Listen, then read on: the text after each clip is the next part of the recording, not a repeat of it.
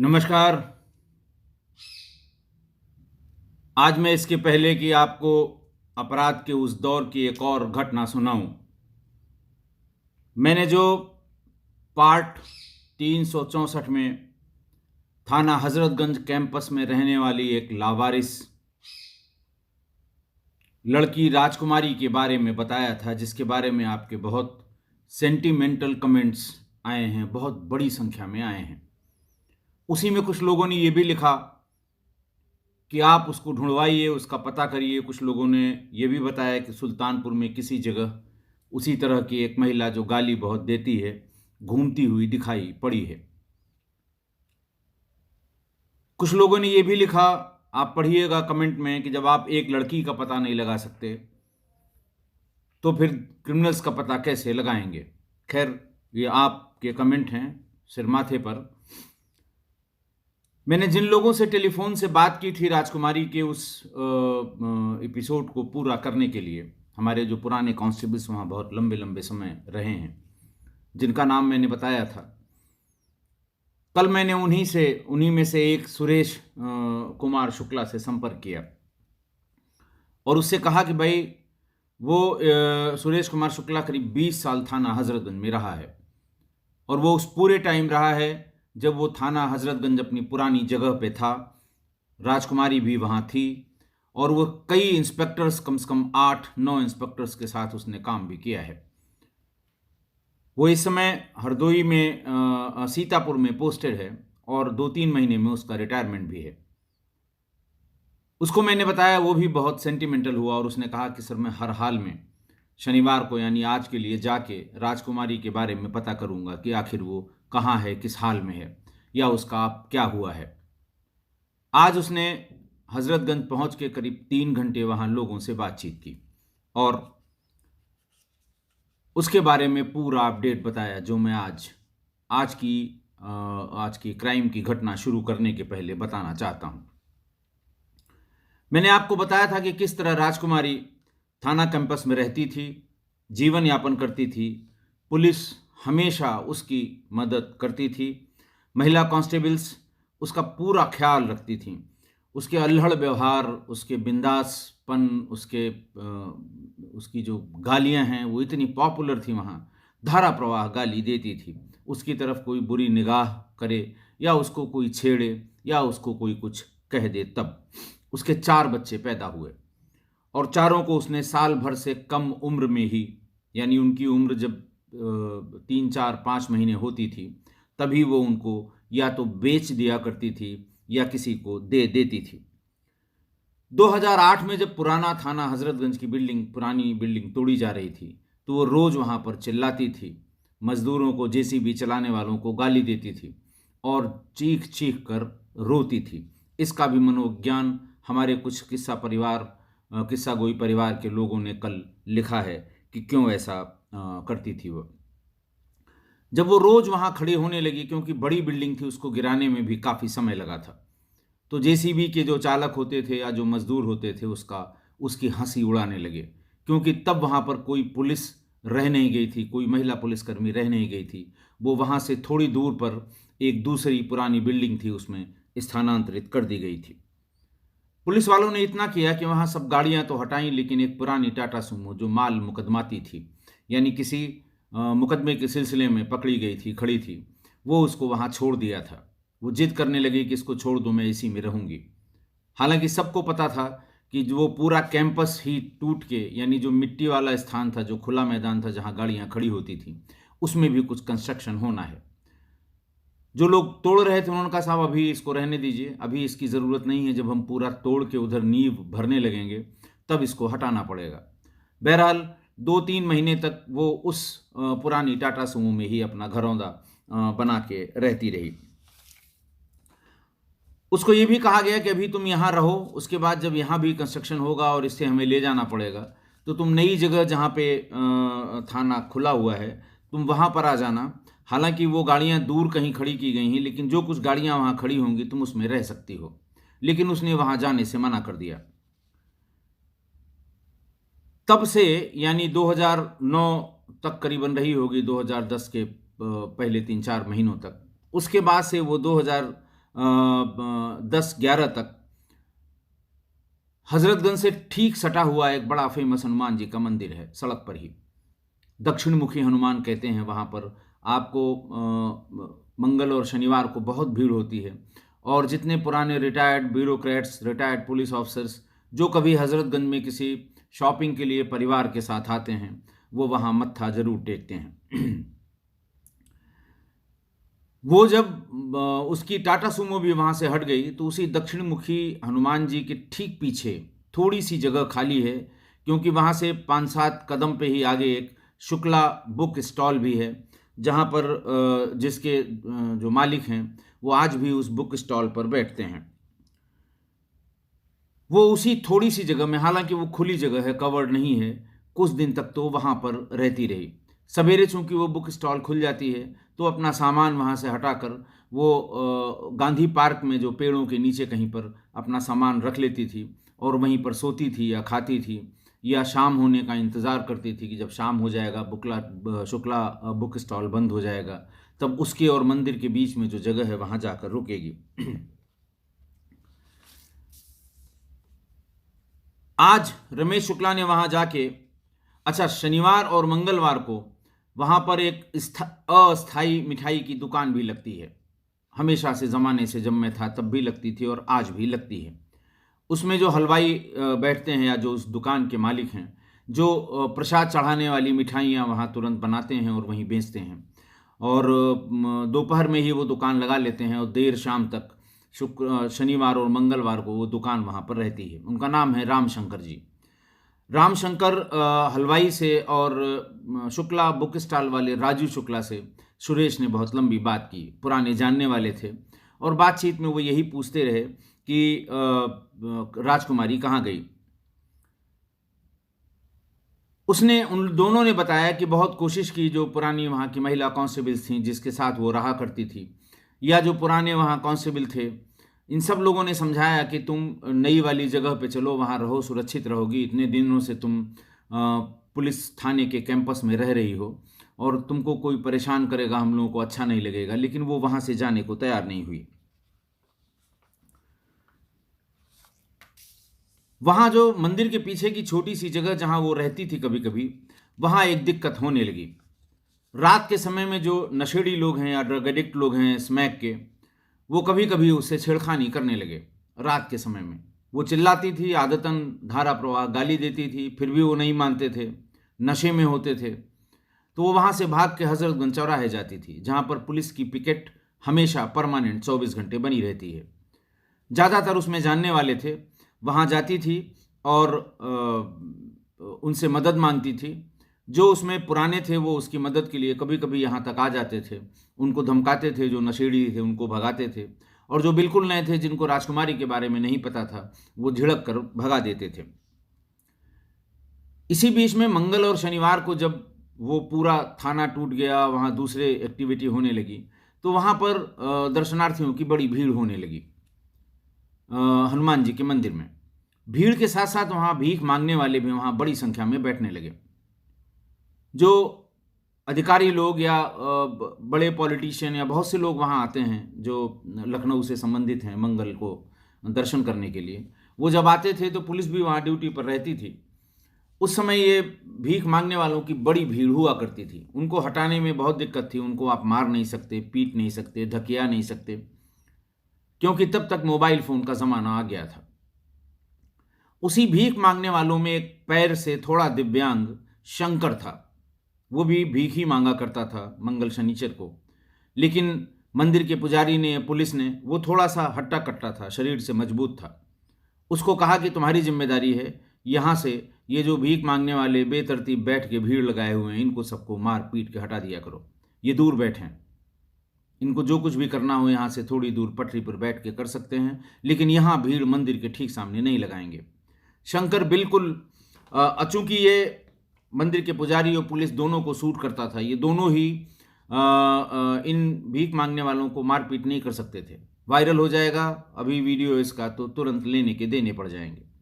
इनका सारा काम शंकर करता था। शंकर, उनको एक हाथ में लाठी होती थी और किसी भी भीख मांगने वाले को मंदिर के नज़दीक फटकने नहीं देता था। उसी में कुछ महिलाएं और बच्चियां भी भीख मांगने के लिए आती थीं। रूटीन के हैं, पास में कहीं किसी बस्ती में रहती हैं, वो सब आती हैं। शुक्ला बुक स्टॉल वाले राजू शुक्ला ने और रमाशंकर हलवाई ने बताया कि इसी बीच में राजकुमारी शंकर का सहयोग करने लगी। वो भी हाथ में डंडा ले लेती थी और जो महिला भीख मांगने वाली होती थी उनको पीटती भी वहाँ से और भगाती भी थी। इस तरह से करीब साल भर से ये दोनों ही मिलके वहाँ पर ये गैर जरूरी भीड़ को हटाया करते थे। पुजारी उनको हर मंगल, शनिवार और वैसे भी सामान्य दिनों में भी जो प्रसाद चढ़ाया करते थे लोग, उनमें उनका काफ़ी हिस्सा उनको दे देते थे, वो बचा के रखते थे। वो उनका कहना ये था पुजारी का कि हम इसलिए देते थे कि कहीं और इनको मांगने के लिए जाना न पड़े, इनको हम पर्याप्त खाने के लिए दे दें ताकि ये 2-3 दिन तक उसका सेवन कर सकें। फिर ये देखा गया, उन दोनों ने बताया कि फिर दोनों एक साथ मंदिर के पीछे वाली उसी छोटी जगह में रहने लगे और शंकर उसकी पूरी सुरक्षा करने लगा। मजाल नहीं है कि कोई रात में उसके साथ छेड़छाड़ कर सके। धीरे धीरे 4-5 साल बीत गए।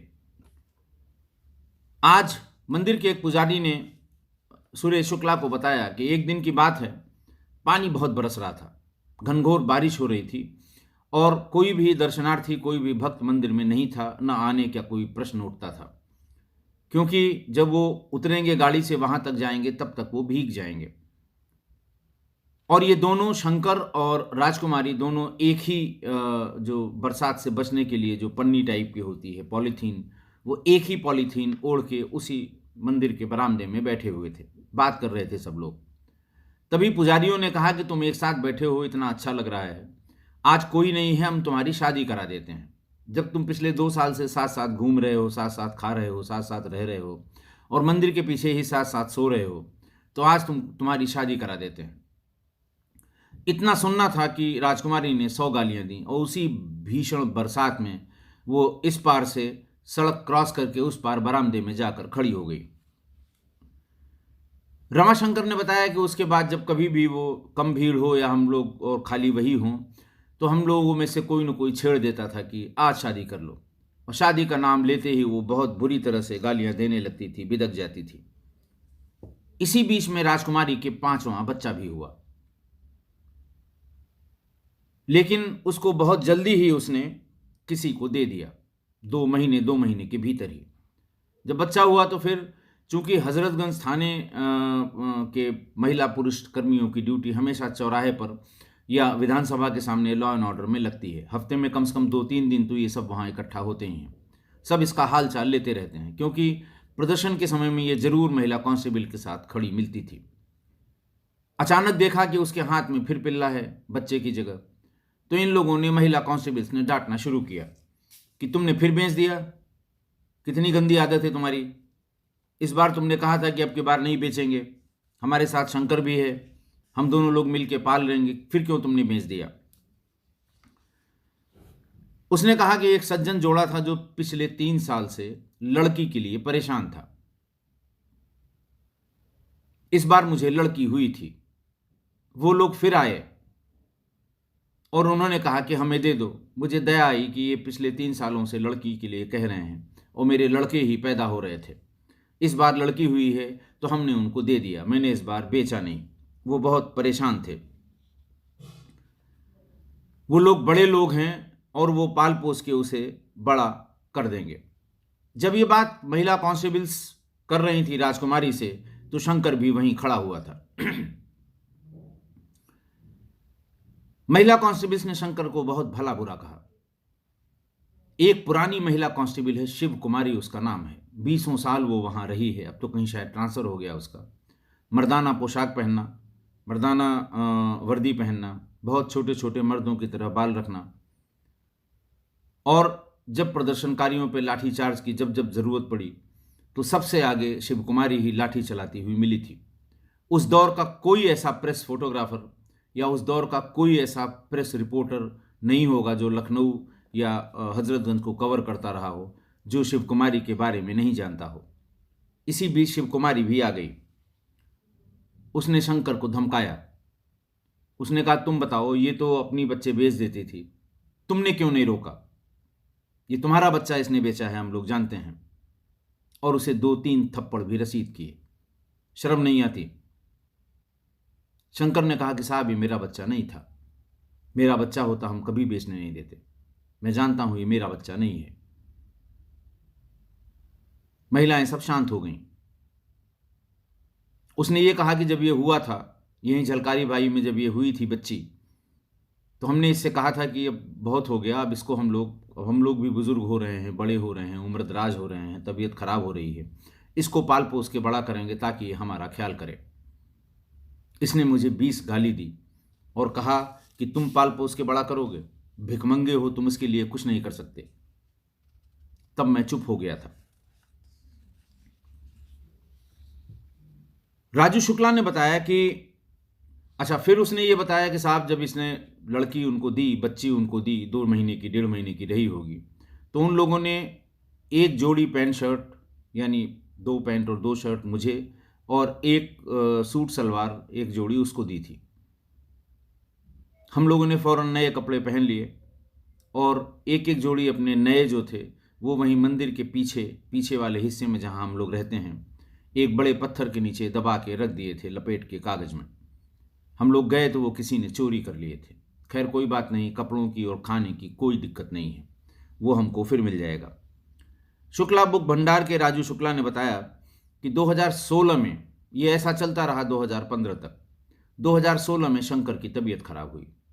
ऐसा लग रहा था जैसे वो उसको टीबी हो गई हो, और महीनों राजकुमारी उसको लेकर डॉक्टर्स और हॉस्पिटल में दौड़ती रही। उसका पूरा इलाज जितना वो करा सकती थी उसने कराया, लेकिन एक दिन शंकर ने दम तोड़ दिया। लोगों से उसने पैसा इकट्ठा किया। शंकर को एक जो बैटरी रिक्शा है उससे लेके भैंसाकुंड, जो शमशान घाट है लखनऊ शहर का, वहाँ ले गई और राजकुमारी ने ही उसको मुखाग्नि दी और उसका सारा अंतिम संस्कार किया। लौट कर आई, तब से वो गुमसुम रहने लगी। उसका गाली देना भी कम हो गया, कहीं बाहर जाना भी कम हो गया। बस ये था कि मंदिर के पुजारी अपने यहाँ से कुछ प्रसाद का, खाने का सामान, और मोती महल के जो लोग थे, उनके यहाँ जो काम करने वाले लोग हैं, जाते समय, बंद करते समय या सुबह आके कुछ बचे हुए जो खाने उनके होते हैं, जो ख़राब होने की संभावना होती है, उसको पैक करके खाने के लिए उसको दे जाते थे। लेकिन धीरे धीरे वो चलने फिरने में भी असमर्थ हो गई थी। तो उम्र उसकी 38-39 साल, मैक्सिमम 40 साल रही होगी। लेकिन समय की मार ने उसे 50-60 साल का बुजुर्ग, दिखने में 50-60 साल की लगने लगी थी। रमाशंकर ये बताते हैं, आज जैसा सुरेश ने बताया, कि 2016 के अंत में या 2017 के शुरू में एक दिन रात में सोते सोते राजकुमारी खत्म हो गई, मृत्यु हो गई उसकी, मर गई। सवेरे जब दुकानें लोगों ने खोली, ध्यान दिया तो वो मर चुकी थी। बहुत ठंड थी, कपड़े वपड़े तो उसने ओढ़ रखे थे, लेकिन उसी ठंड में शायद ठंड लगी और उसकी मृत्यु हो गई। तुरंत 112 नंबर पे थाना हजरतगंज को बताया गया, नाम से बताया गया कि राजकुमारी की रात में संभवतः ठंड लगने से मृत्यु हो गई। यहीं मंदिर के पीछे जहाँ रहती थी वहीं उसका शव पड़ा हुआ है। पुराने जो 2-3 सिपाही बचे हुए थे वो भाग कर आए। नगर निगम की लाश वाली गाड़ी मंगाई गई। उसका कफन दफन जो तैयार हो सकता है, वहाँ तत्काल पैसे वैसे इकट्ठा करके उसे लाया गया और उसे लाश की गाड़ी से भैंसाकुंड पहुँचाया गया। वहाँ देखा गया कि इसका अंतिम संस्कार करने वाला कोई नहीं है, कोई तैयार भी नहीं हुआ। तो वहाँ जो कुछ इलेक्ट्रिक क्रिमेटोरियम में जो उनकी फीस होती है, वो उन्हीं सिपाहियों ने जमा करके उसको इलेक्ट्रिक क्रिमेटोरियम में उसका दाह संस्कार कर दिया। सुरेश शुक्ला ने कहा कि साहब, आज बात ये 2016-17 की होगी, 5 साल पहले की होगी। लेकिन आज जब मैं बहुत लोगों से मिला, बहुत दिन बाद उधर गया था, चूँकि इतने दिन थाने पर रहा, तो वहाँ आसपास 90% लोग पहचानते भी हैं। सबका कोई न कोई काम या तो पड़ा रहा होगा या मैंने किया होगा। तो लोगों से जब मैं पूछता था कि वो एक लड़की थी यहाँ पर, लोग नाम भी भूल गए थे। बताते तो थे कि हाँ साहब रहती थी, वो गाड़ी के भीतर ही सोती थी और खाना, वो गाली बहुत देती थी, लोग उससे उलझते नहीं थे, नाम भूल गए थे। जब मैं बता रहा था उनको कि राजकुमारी, बोले हाँ हाँ बिल्कुल ठीक कह रहे हैं, वो राजकुमारी ही उसका नाम था। ऐसा इसलिए होता है कि जाने कितनी राजकुमारियां रोज हर शहर के हर गली मोहल्ले में इसी तरह बेबसी, गरीबी, लाचारी और बीमारी से दम तोड़ देती हैं और समाज उनको हफ्ते 10 दिन भी याद नहीं करना चाहता, उनको भुला देता है। क्योंकि गरीबी, लाचारी और बीमारी को कौन याद करना चाहेगा? कोई याद नहीं रखता। पर लगभग 5 साल मैंने राजकुमारी को खुद देखा था, उसके मनोविज्ञान को पढ़ने की कोशिश की थी। उसके बारे में मेरे तीन इंस्पेक्टर्स ने जो बताया, महिला थानाध्यक्ष ने जो बताया, महिला पुलिस कर्मियों ने जो बताया, सामने मोती महल रेस्टोरेंट के मालिक लखनलाल आहूजा ने जो बताया, मोती महल रेस्टोरेंट के जो मैनेजर थे राजकुमार, जो अब दिवंगत हो चुके हैं, उन्होंने जो कुछ बताया। क्योंकि वो अपने मालिक की चोरी से कभी कभी उसकी पसंद का, चूंकि वो 10 साल से वो आती थी, जो कुछ मांगा करती थी, तो वो उसको बिना मालिक की जानकारी के वो खाना बुला के दे दिया करते थे कि तुम ले जाओ खा लो। उन्होंने जो बताया, तो इन सब लोगों के बताने के बाद मैं इसी निष्कर्ष पर पहुंचा कि गंदे कपड़े पहनने वाली, महीनों तक न नहाने वाली और मैली कुचैली काया वाली राजकुमारी दिल की बहुत साफ और अपने उद्देश्य में बहुत क्लियर थी। वह राजकुमारी एक असाधारण व्यक्तित्व की महिला थी। उसको पूरा समझ पाना कि उसका व्यवहार क्यों ऐसा था बहुत मुश्किल है। इतनी धारा प्रवाह गालियां क्यों देती थी? कुत्तों से इतना प्यार क्यों करती थी? अपना खाना खुद भूखे रह के कुत्तों को क्यों खिला देती थी? कुत्ते के 10-15 दिन के बच्चे को ही कुत्ते से ले लेना और अपने से सीने से चिपका कर घूमना, ऐसा वो क्यों करती थी? और अपने जने हुए बच्चे को बेचकर या किसी को देकर उसी दिन फिर स्ट्रीट डॉग के बच्चे को अपने सीने से लगाकर घूमना, क्यों ऐसा करती थी? 9 महीने तक जिस बच्चे को पेट में रखती थी, उसे 1-2 महीने में कैसे बेच देती थी? और बेचते समय वो इतनी निष्ठुर हो जाती थी, जिसको उसने बच्चे दिए उसके सब के बारे में उसे पता है। किसी अनजान आदमी को उसने बच्चे नहीं दिए, लेकिन बच्चे देने के बाद दोबारा कभी ये देखने नहीं गई कि मेरे बच्चों की परवरिश किस तरह से ये लोग कर रहे हैं। जिस समय वो बच्चों को देती थी या बेचती थी, उसका मातृत्व इतना क्रूर कैसे हो जाता था? और आखिर वो लोग कौन थे जिनको 2-4 दिन के लिए अपना सब कुछ दे देती थी, अपना सब कुछ उन पर न्यौछावर कर देती थी और गर्भवती हो जाती थी? न तो वो आज तक कभी सामने आए और न मरते समय तक राजकुमारी ने कभी अपनी जुबान पे उन लोगों का नाम लिया। वो भी कभी सामने नहीं आए कि साहब ये बच्चा हमारा है, कहाँ गया? न तो राजकुमारी ने उसका कभी नाम लिया। इतने प्रश्न जिनका जवाब मुझे आज तक नहीं मिल पाया, और यह तय है कि बिना राजकुमारी की मर्जी के उसे कोई छू भी नहीं सकता था। कितने लोग उसको वहां आसपास, हजारों लोग जानते थे। दिन भर घूमना ही उसका काम था। रात में उसी गाड़ी में बंद होकर सो जाना, फिर सवेरे खाने का और इन सब का इंतजाम करना और इसी तरह घूमते रहना। गेट नंबर 3 पर कोई भी प्रदर्शन हो, राजकुमारी आपको वहां मौजूद मिलेगी। यह भी समझ में नहीं आया कि किसी का जूठा न खाना, किसी का दिया पुराना कपड़ा न पहनना, यह भी मेरी समझ के परे है। बहरहाल राजकुमारी का अंत हो गया है और आज मैं राजकुमारी के इन सैकड़ों अंतर विरोधों को समझने में आज भी नाकाम हूं। ऐसा उलझा हुआ व्यक्तित्व मैंने अपने पूरे जीवन में नहीं देखा। मैं फिर किस्सा गोई परिवार के लोगों से कहूंगा कि यदि उनके परिवार में, उनकी जानकारी में, उनकी रिश्तेदारी में कोई मनोविज्ञान का विद्यार्थी हो, कोई मनोविज्ञान का टीचर हो, कोई मनोविज्ञान का रिसर्च स्कॉलर हो, उससे आप जरूर इसका जिक्र करें और वो समझने की कोशिश करें कि ऐसी महिला का क्या मनोविज्ञान हो सकता है, क्यों ऐसा वो व्यवहार करती थी, इतने अंतर विरोधों वाला व्यवहार क्यों उसने जीवन में ढाल रखा था। तो अगर ऐसा कुछ पता लगता है तो हमें ज़रूर अवगत कराएं, ताकि मैं पूरे किस्सा गोई परिवार के सामने उसके इस मनोविज्ञान को रख सकूं, ताकि उनकी भी समझ में आए कि कोई ऐसा व्यवहार क्यों और कैसे कर सकता है। आज के बाद राजकुमारी के बारे में कोई भी अपडेट बचा नहीं है। आज की घटना में काफ़ी वक्त राजकुमारी के अपडेट में बीत गया, लिहाजा संक्षेप में आज एक आपको क्राइम की उसी वक्त की एक और घटना बता देता हूँ। मैं फिर कह रहा हूँ कि ये उसी वक्त का है जिस वक्त को सोचकर भी आपके रोंगटे खड़े हो जाएंगे। वाकया 11 सितंबर 1999 का है।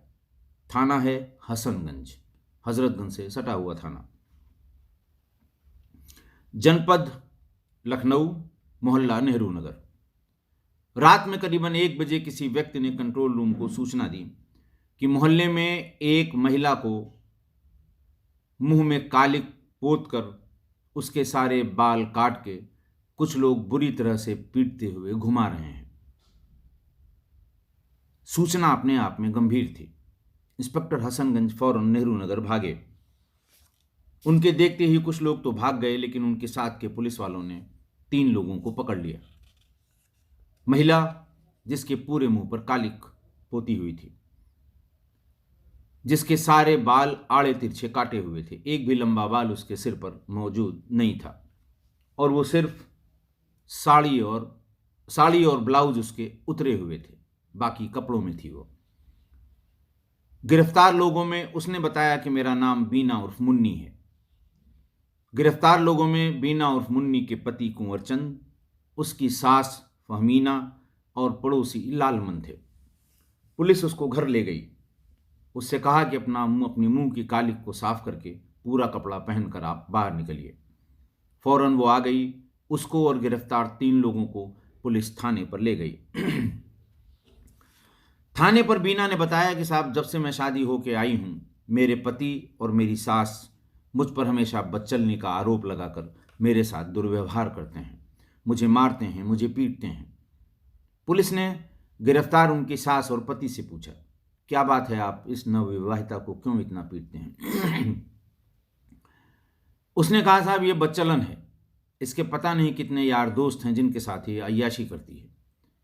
और आज ये घटना इसलिए हुई कि शाम को इसका एक यार है जो मेडिकल कॉलेज में क्लास 4th का एम्प्लॉई है, जोशी टोला का रहने वाला है, नाम उसका लबरू जोशी है।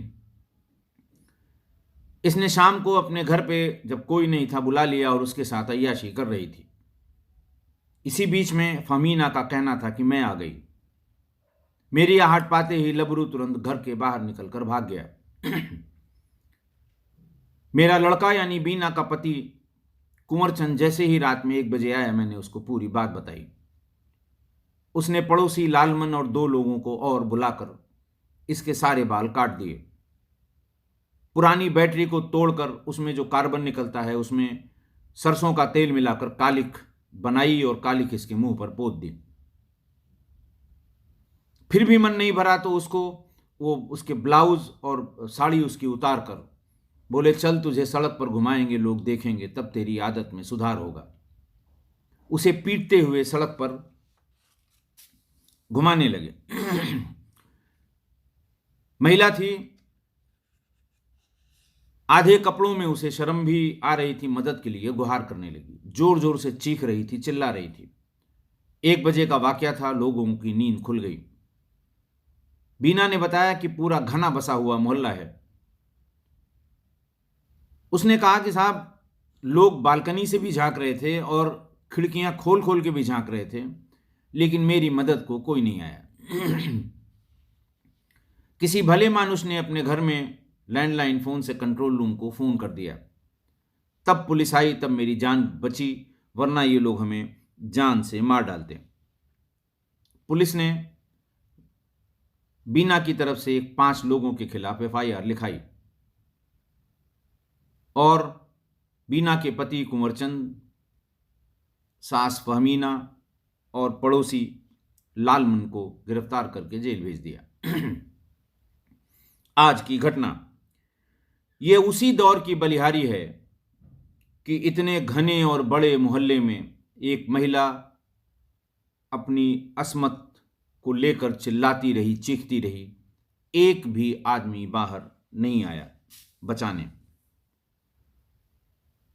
उस समय वही डर लगता था लोगों को कि मदद करने के चक्कर में या मदद करने के एवज में कई साल मुझे थाने और कचहरी के चक्कर लगाने पड़ेंगे।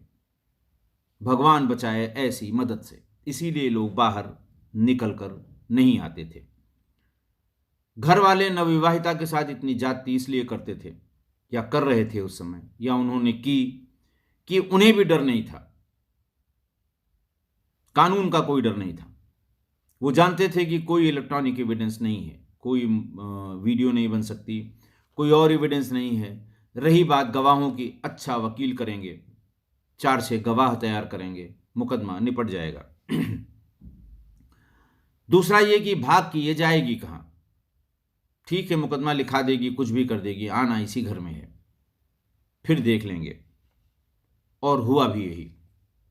घटना के कुछ दिन बाद ही लड़की के मायके वालों ने समझाकर कि रहना वहीं है, दूसरी शादी नहीं हो सकती, हम कैसे तुम्हें रखेंगे, उससे एक एफिडेविट दिलवा दिया कि मेरे साथ कोई घटना नहीं हुई थी, मैंने बाल अपने से काटे थे। जैसा उनके वकील ने कहा होगा वैसा एफिडेविट दिलवा दिया। बहुत जल्दी तीनों, बल्कि 5 अरेस्ट हो गए थे, बाद में दोनों भी अरेस्ट हुए थे। इनकी जमानत हो गई और ट्रायल में मुलजिमान बरी कर दिए गए। अब के दौर में यह संभव नहीं है, बिल्कुल संभव नहीं है। अगर सड़क पर घटना हो रही है और कोई बाहर भी नहीं आ रहा है तो कम से कम वो वीडियो तो बना ही लेगा, और इतनी घनी आबादी में कम से कम 50 वीडियो तैयार हो जाएंगे, और एक बार वीडियो पुलिस के हाथ लगेगी, विवेचना में शामिल होगी, फिर कोई कुछ भी कहता रहे, ट्रायल में बाकी चीज़ों की ज़रूरत नहीं है और मुलजिमान के छूटने का कोई प्रश्न ही नहीं उठता। आशा है आप मेरी इस बात से सहमत होंगे। नहीं सहमत हैं तो मेरे मेल पर, मेरी मेल आईडी मैं आपको बता चुका हूं, मैं फिर से बता रहा हूं, rajeshpande61@gmail.com, RAJESSPANDEY61। इस पर आप हमें ज़रूर बताइए। आज के लिए बस इतना ही। बहुत बहुत धन्यवाद।